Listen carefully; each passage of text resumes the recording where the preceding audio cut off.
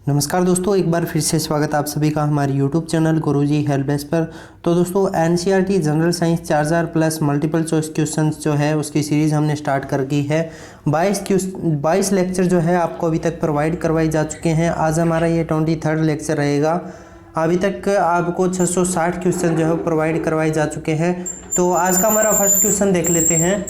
तो आज का हमारा फर्स्ट क्वेश्चन है दोस्तों, एक मकान में दो बल्बों में से एक दूसरे से अधिक रोशनी देता है। जो एक बल्ब है उसकी रोशनी ज़्यादा है दूसरे की तुलना में, यानी कि चमकदार है। इन दोनों में से किस बल्ब में उच्चतर अवरोधक है, तो ये आपको बताना है। तो आपसे रिक्वेस्ट रहेगी कि चैनल को सब्सक्राइब कर लीजिएगा और बेल आइकन का बटन प्रेस कर लीजिएगा ताकि आपको आने वाली वीडियोस की नोटिफिकेशन सबसे पहले मिले, और वीडियो को ज़्यादा से ज़्यादा शेयर कर दीजिएगा। तो इसका राइट आंसर क्या रहेगा आपका? मंद रोशनी वाले बल्ब में उच्चतर अवरोधक होगा। मंद रोशनी वाला जो बल्ब होगा जिसके अंदर रोशनी कम होगी उसके अंदर अवरोधक जो होगा वो उच्चतर होगा, हायर होगा। नेक्स्ट है, निम्न में से कौन सा धातु अर्धचालक यानी कि सेमीकंडक्टर की तरह ट्रांजिस्टर में प्रयोग होती है? कौन सी, नीचे 4 ऑप्शन दिए गए हैं, उनमें से कौन सी जो धातु है वो अर्धचालक यानी कि सेमीकंडक्टर की तरह ट्रांजिस्टर में प्रयोग होती है, ये आपको बताना है। तो जर्मेनियम, तांबा, ग्रेफाइट या चांदी। जर्मेनियम, तांबा, ग्रेफाइट या चांदी, इनमें से कौन सा जो है ट्रांजिस्टर की तरह प्रयोग होता है? तो जर्मेनियम जो धातु है वो ट्रांजिस्टर की तरह प्रयोग होती है। अर्धचालक है, अर्धचालक कौन सा है? एल्यूमिनियम, प्लास्टिक, लकड़ी या जर्मेनियम। सेमीकंडक्टर पूछा है तो जर्मेनियम जो है वो यहाँ पर सेमीकंडक्टर है। डायनमो का कार्य है, डायनमो का कार्य क्या है? तो डायनमो का कार्य होता है यांत्रिक ऊर्जा को विद्युत ऊर्जा में बदलना। किसको? यांत्रिक ऊर्जा को विद्युत ऊर्जा में बदलना डायनमो का कार्य होता है, डायनमो का वर्क होता है। मैकेनिकल एनर्जी को कन्वर्ट करता है इलेक्ट्रिकल एनर्जी में, कौन? डायनमो। डायनमो जिसे बिजली उत्पादन हेतु कथित रूप से प्रयोग में लाते हैं वह वास्तव में क्या करता है? तो वह वास्तव में करता है मैकेनिकल एनर्जी को इलेक्ट्रिकल एनर्जी में कन्वर्ट करता है, ऊर्जा का परिवर्तक होता है। यही आपका ऑप्शन जो है वो करेक्ट होगा, ऊर्जा का परिवर्तक होता है। नेक्स्ट, 3 पिन बिजली के प्लग में सबसे लंबी पिन को जोड़ना चाहिए आधार सिरे से। कहाँ से? आधार सिरे से। कम वोल्टेज पर कार्य करने पर विद्युत मोटर प्राय जल जाती है क्योंकि वे अधिक विद्युत धारा खींचते हैं जो वोल्टेज के प्रतिलापानुपाती होती है।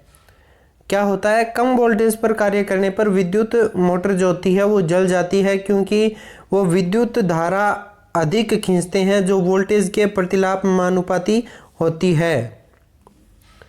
नेक्स्ट है, एक बिजली के बल्ब की अपेक्षा एक फ्लोरोसेंट ट्यूब जो होती है को अधिमान यानी कि प्रेफर्ड किया जाता है क्योंकि, क्यों प्रेफर किया जाता है? ऑप्शन दे रखे हैं, वोल्टेज के उतार चढ़ाव का प्रभाव इस पर नहीं पड़ता। सेकंड ऑप्शन है, इसमें प्रकाश प्रसारित या विकिरण करने हेतु अधिक बाह्य होता है, बाह्य सतह होती है।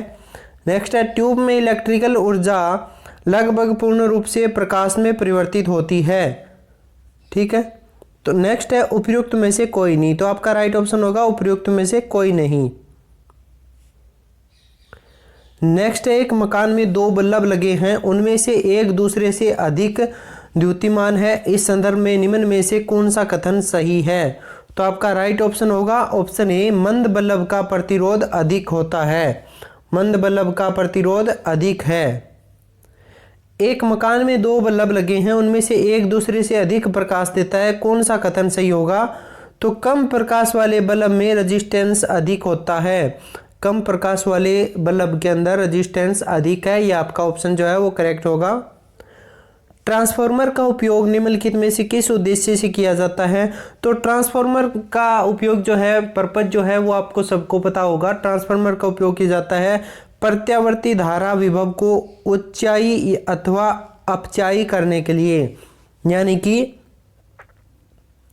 वोल्टेज को इंक्रीज और डिक्रीज करने के लिए। वोल्टेज इंक्रीज या डिक्रीज करने के लिए इसका प्रयोग किया जाता है ट्रांसफार्मर का।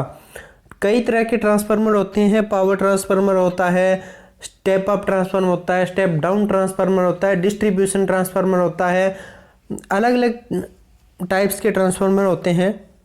तो ट्रांसफार्मर प्रयुक्त होते हैं एसी वोल्टेज का उपचयन या अपचयन करने के लिए, एसी वोल्टेज को इंक्रीज करने के लिए और डिक्रीज करने के लिए। नेक्स्ट है प्रत्यावर्ती विद्युत धारा को दिष्ट धारा में परिवर्तित किया जाता है। प्रत्यावर्ती विद्युत धारा यानी कि एसी को AC to DC alternating current को डायरेक्ट करंट में परिवर्तित किया जाता है रेक्टिफायर द्वारा। किसके द्वारा? रेक्टिफायर के द्वारा।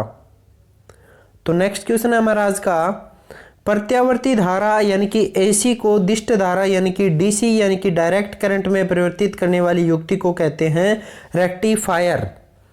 जब टीवी का स्विच ऑन किया जाता है तो श्रव्य और दृश्य दोनों एक साथ शुरू होते हैं। यह आपका ऑप्शन जो है वो बिल्कुल करेक्ट होगा। तो ऑप्शन में दिया होगा कि श्रव्य तुरंत सुनाई देता है, दृश्य थोड़ी देर बाद दिखता है, या फिर दृश्य तुरंत प्रारंभ हो जाता है, श्रव्य बाद में सुनाई देता है, और या फिर टीवी के ब्रांड पर निर्भर करता है। तो ऐसा कुछ नहीं है, श्रव्य और दृश्य यानी कि ऑडियो और वीडियो जो होती है दोनों एक साथ शुरू होती है। अति चालकता किस तापमान पर अत्यधिक आर्थिक महत्व की हो सकती है जिससे लाखों रुपए की बचत हो? तो ये सामान्य तापमान पर। अति चालक का लक्षण क्या होगा? शून्य प्रागम्यता का लक्षण होगा। अति चालक का लक्षण होगा शून्य प्रागम्यता का। नव आविष्कृत उच्च ताप अति चालक होते हैं सिरेमिक ऑक्साइड्स। नेक्स्ट है, कुछ समय प्रयोग में आने के बाद बड़े ट्रांसफार्मर गर्म हो जाते हैं, इसका कारण क्या होता है? फर्स्ट है, धारा ट्रांसफार्मर में ऊष्मा उत्पन्न करती है। सेकंड है, ट्रांसफार्मर में हिस्टैरिसीस हानि होती है। थर्ड है, शीतलन के लिए प्रयुक्त द्रव गर्म हो जाता है। और नीचे दिए गए कोड का सही उपयोग करके सही उत्तर चुनना है। आपने ऑप्शन ए दे रखा है केवल 2 और 3, ऑप्शन ए केवल 1, ऑप्शन सी है केवल 1 और 2, और ऑप्शन डी है 1, 2 और 3। तो आपके तीनों ऑप्शन जो होंगे ना वो यहाँ पर करेक्ट होंगे बिल्कुल। धारा यानी कि करंट ट्रांसफार्मर में ऊष्मा उत्पन्न करता है, हीट जो है वो पैदा करता है, हीट प्रोड्यूस करता है। ट्रांसफार्मर में स्ट्रेसिस लॉसिस होते हैं। शीतलन के लिए प्रयुक्त द्रव गर्म हो जाता है। नेक्स्ट है, विद्युत उपकरणों में अर्थ का उपयोग होता है। किस लिए होता है अर्थ का उपयोग? अर्थ का उपयोग होता है सुरक्षा के लिए, सेफ्टी के लिए। फ्यूज का सिद्धांत क्या होता है? फ्यूज का सिद्धांत होता है विद्युत का ऊष्मीय प्रभाव। नेक्स्ट क्वेश्चन है, घर की सुरक्षित विद्युत सप्लाई के लिए उपयोग में आने वाला फ्यूज तार जो होता है वो जिस धातु का बना होता है वो क्या होता है? उसका गलनांक ज़्यादा होता है और प्रतिरोध अधिक होता है। गलनांक ज़्यादा होता है, प्रतिरोध अधिक होता है। तो आपका ऑप्शन होगा ए और सी। फ्यूज में प्रयुक्त होने वाली तार की विशेषता होती है उच्च प्रतिरोधक शक्ति और निम्न गलनांक। तो ये सॉरी आपको लास्ट क्वेश्चन जो है वो मैंने थोड़ा सा मिस्टेक हो गई थी। गलनांक कम होता है, प्रतिरोध अधिक होता है। ये आपका राइट ऑप्शन होगा। ऑप्शन बी और सी यहाँ पर गलत दिया गया है। ऑप्शन बी और सी, ऑप्शन बी और सी करेक्ट होगा आपका। गलनांक कम होता है और प्रतिरोध अधिक होता है। यहाँ पर भी ऐसे ही कुछ है, हाई प्रतिरोध होता है और गलनांक जो होता है वो निम्न होता है। नेक्स्ट क्वेश्चन हमारा, कथन और कारण दिया गया है। तड़ित चालकों को बनाने में लोहे की छड़ों की अपेक्षा तांबे की छड़ों को वरीयता दी जाती है, और कारण है कि लोहे की तुलना में तांबा विद्युत का अधिक सुचालक है और वायुमंडलीय परिस्थितियों में सरलता से ऑक्सीकृत नहीं होता। तो उपयुक्त कथनों पर विचार करना और नीचे दिए गए कोड से सही उत्तर का चयन करना है। ए तथा आर दोनों सही है, ए की आर सही व्याख्या नहीं है। ए तथा आर दोनों सही है परंतु ए तथा आर दोनों सही है तथा ए की आर सही व्याख्या है। तो आपका राइट ऑप्शन होगा ऑप्शन बी। ये जो दोनों ऑप्शन दिए गए ना, कथन और कारण, ये दोनों सही है। और एक जो है वो आर की सही व्याख्या है, ए की आर सही व्याख्या है। नेक्स्ट है कथन और कारण दिए गए हैं। कथन है कि तड़ित चालक इमारतों को नष्ट करने से बचाते हैं। कारण है ये आवेश को पृथ्वी तक भेज देते हैं। तो कूट दिए गए ए और आर दोनों सही है, परंतु आर ए की सही व्याख्या नहीं करता। ऑप्शन बी है ए और आर दोनों सही है, आर ए की सही व्याख्या करता है। ऑप्शन सी है ए सही है परंतु आर गलत है, और ऑप्शन डी है ए गलत है परंतु आर सही है। तो ये जो क्वेश्चन है वो उत्तराखंड पीसीएस के अंदर मेंस के अंदर आ चुका है। तो आपका राइट ऑप्शन होगा ऑप्शन बी, ए और आर दोनों सही होंगे, यानी कि रीजन और जो कथन दिया गया है, कारण और कथन जो दिया गया है वो दोनों सही है, और आर ए की सही व्याख्या करता है।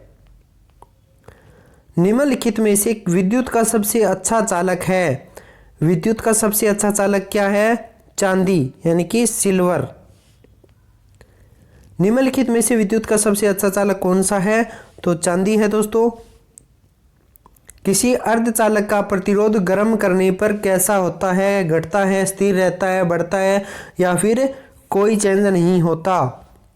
तो आपका राइट ऑप्शन होगा ऑप्शन ए, किसी चालक का यानी कि किसी अर्धचालक यानी कि सेमीकंडक्टर का प्रतिरोध गर्म करने पर घटता है। निम्नलिखित द्रव्यों में से कौन सा ऊष्मा का बहुत अच्छा चालक है? तो निम्नलिखित द्रव्यों में से कौन सा ऊष्मा का बहुत अच्छा चालक है? तो ये है ऑप्शन बी, पारा। क्या है? ऑप्शन बी, पारा। निम्न में से कौन विद्युत खपत को बढ़ते क्रम में प्रदर्शित कर रहा है? ऑप्शन ए टेलीविजन, पंखा, इलेक्ट्रिक केटली, विद्युत प्रेस। और ऑप्शन बी है टेलीविजन, पंखा, विद्युत प्रेस, इलेक्ट्रिक केटली। ऑप्शन सी है पंखा, टेलीविजन, विद्युत प्रेस और इलेक्ट्रिक केटली। तो आपका राइट ऑप्शन होगा ऑप्शन सी, पंखा, टेलीविजन, विद्युत प्रेस और इलेक्ट्रिक केटली। ये बढ़ते क्रम में है, विद्युत खपत को प्रदर्शित कर रहे हैं। तो आज के इस लेक्चर में बस इतना ही। हमारे 30 क्वेश्चन इस लेक्चर के दौरान कंप्लीट होते हैं। तो वीडियो को ज़्यादा से ज़्यादा शेयर कर दीजिएगा। अपना सहयोग ऐसे ही बनाए रखना दोस्तों, आपका काफ़ी प्यार प्रेम मिलता है, इसीलिए हम जो है नए नए कंटेंट जो है आपके लिए लेकर आते रहते हैं। तो वीडियो को ज़्यादा से ज़्यादा शेयर कर दीजिए और चैनल को सब्सक्राइब करके बेल आइकन का बटन प्रेस करना बिल्कुल मत भूलिएगा। मिलते हैं नेक्स्ट लेक्चर में। थैंक यू, जय हिंद।